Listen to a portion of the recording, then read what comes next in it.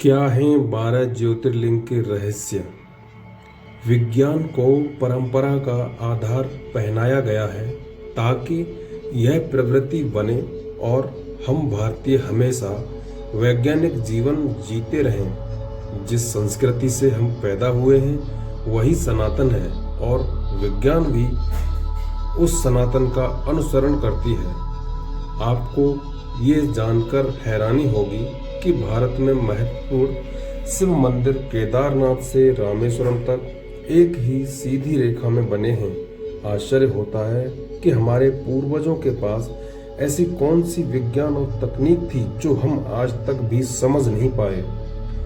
उत्तराखंड के केदारनाथ, तेलंगाना के कालेश्वरम, तमिलनाडु के एकम्बरेश्वर और अंत में रामेश्वरम मंदिर 79 डिग्री पूर्व में एक सीधी रेखा में बने हैं।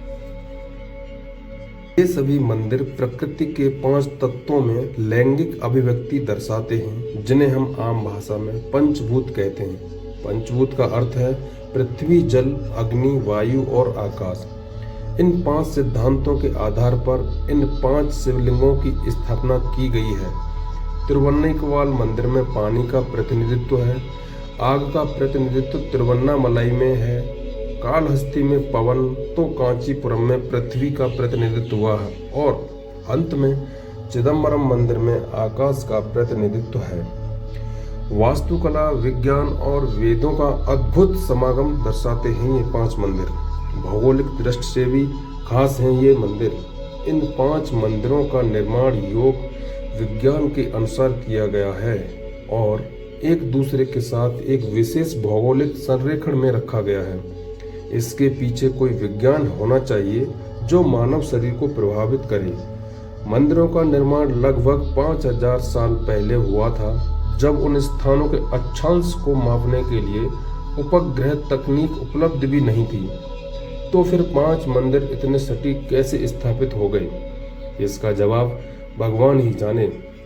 केदारनाथ और रामेश्वरम की दूरी लगभग 2383 किलोमीटर है। ये सभी मंदिर लगभग एक समानांतर रेखा में हैं। आखिरकार यह आज भी एक रहस्य ही है कि किस तकनीक से हजारों साल पहले इन मंदिरों का निर्माण समानांतर रेखाओं में किया गया था। श्री कालहस्ती मंदिर में छिपा दीपक बताता है कि यह हवा में एक तत्व है। तिरुवन्नमलाई मंदिर के अंदर पठार पर पानी के स्प्रिंग संकेत देते हैं कि वे पानी के अवयव हैं। अन्नामलाई पहाड़ी पर बड़े दीपक से पता चलता है कि यह एक अग्नि तत्व है। कांचीपुरम की रेती आत्म तत्व, पृथ्वी तत्व और चिदम्बरम की असहाय अवस्था भगवान की असहायता अर्थात आकाश तत्व की ओर संकेत करती है।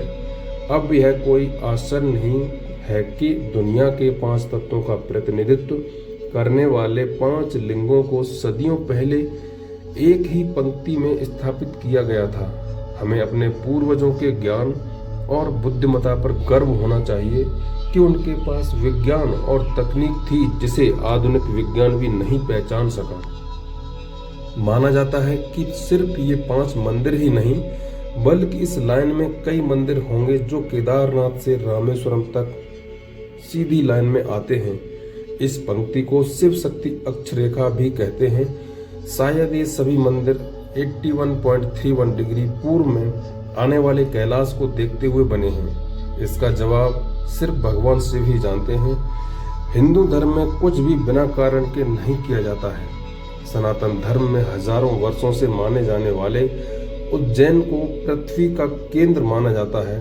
इसलिए उज्जैन में सूर्य और ज्योतिषीय गणना के लिए लगभग 2050 वर्ष पूर्व मानव निर्मित उपकरण बनाए गए थे और जब एक अंग्रेज वैज्ञानिक ने 100 साल पहले पृथ्वी पर एक काल्पनिक रेखा कर्क बनाई तो उसका मध्य भाग उज्जैन गया।